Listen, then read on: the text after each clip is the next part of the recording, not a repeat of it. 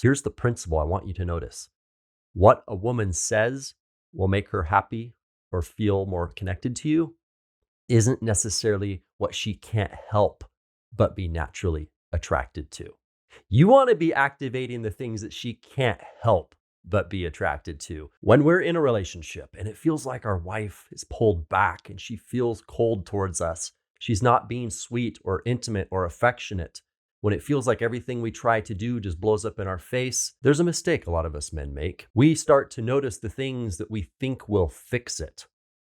And we get pretty defensive about what we think those things are. To counter that, many times our wife will actually come up with her own list of things that she thinks are going to fix the relationship. When you try to stick to her checklist, like giving her more love notes, helping around the house more, maybe she needs more words of affirmation, it will lead to burnout. You will not have the fuel in your tank to do that for a long length of time. It's exhausting and you're just going to feel like it's too much work. The moment you start checking that list off, you have left your masculine pole. You have let her take the reins and put her in a leadership position of the relationship. This is a reversal of polarity. And there's a magic that happens in polarity that's vital for relationships to work. And now for those guys that have stuck to their list of things they've noticed would improve the relationship. Maybe you think she needs to spend more time on the weekends with you and not be off running with friends or sleeping in or whatever the thing is that's bothering you. Maybe you think if she would just initiate sex at least sometimes, that the connection between you would be better and you would feel more appreciated. So whatever your list is too, brother, I want you to set that aside. Because for the next 7 days, I have an assignment for you. Number 1, stop applying negative energy to things you don't like in the relationship or about your wife. This is a natural male tendency. When we see something we don't like, we want to scrutinize it. We want to apply negative energy towards it. So we'll criticize it or we'll course correct it or we'll just be unapproving of it in our demeanor. And we want the thing to change. This works in the workplace. When a bunch of us guys are together and we're framing walls and we're working on a construction site, if somebody's doing it wrong, we go over there and we're like, listen, man, don't use that thing like that. Hold it like this and then it'll work. And then he changes course and then the job's completed correctly. We try to use that same mentality in the relationships. It does not work that way in relationships. Every single time you apply negative energy to something your wife is doing that you don't like, you're showing that you are not a leader.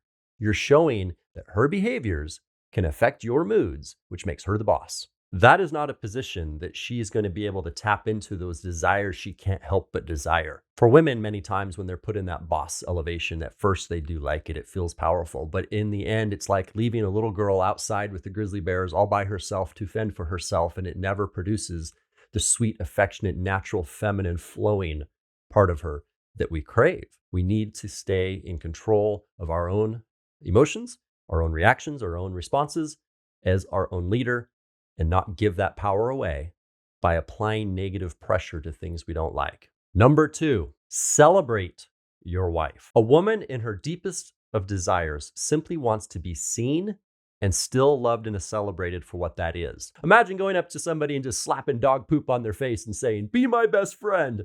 That's what you're doing when you criticize or get mopey or get whiny or needy whenever she does something that she loves. Realize that celebrating your wife's wins and celebrating her experiences of joy are how you open up her responsive and receptiveness to you because you're showing her empathy or curiosity or a love towards who she is. So here's what that practically looks like. That means when she goes out with her friends tonight and she comes back and she went to that steakhouse you love, instead of saying, "How come you never go with me to that steakhouse? How come you're off with your friends and aren't doing things with me?" Instead of trying to put that negative energy and disagreement towards her choice, reckon with the fact she simply did something that was fun and she had fun. Celebrate that. You can be different. You can be like, "Wow, baby, I'm glad that you went out and had a good time. I'm excited for you. That's awesome." That kind of response bears testimony to a mindset that is developed in you of abundance. You're not counting and tallying up the crimes of others to see if you've been done unjustly. You realize that there's an abundance of fun, an abundance of love, an abundance of money, and an abundance of all the experiences you could want in this life. There's no shortage. And she didn't She didn't drain the barrel by doing something for herself.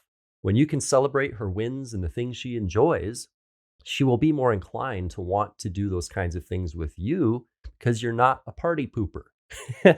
Number three, I'm going to let you in on a little secret. There is one thing that is at the foundation of wild, hot, intimate, affectionate sex, and that is an exchange of energy. That's why makeup sex can be some of the most wild, crazy, fun sex you've ever had, is because there's a lot of energy. Both of you are upset, both of you like each other, but you don't. And there's just a lot of feelings going on, and you're just taking all that and exchanging it. It doesn't always have to be that toxic formula, though. When you're a man with a spark in your eye, she can sense your excitement for life, and she can sense that she doesn't need to change for you to have a great life. If you don't have a lifestyle, or you're not intentionally each week doing something to fill your energy up, you have nothing to bring to the marriage bedroom except for low vibe experiences, low vibe emotions, neediness to be filled up. You're going to try taking energy from her and not realize it with just the way you make out with her. Brother, try this different way of being for at least this week and see how your marriage shifts. And hey, if you like how things are going, I encourage you to stay on that path. I would love to hear more about your situation, get to know you personally, and help guide you step by step along the way. Reach out, go to my website, and fill out my Get Grounded Now contact form, and let's have a conversation that could change your relationship for the best permanently. Until then, have a good week and take care.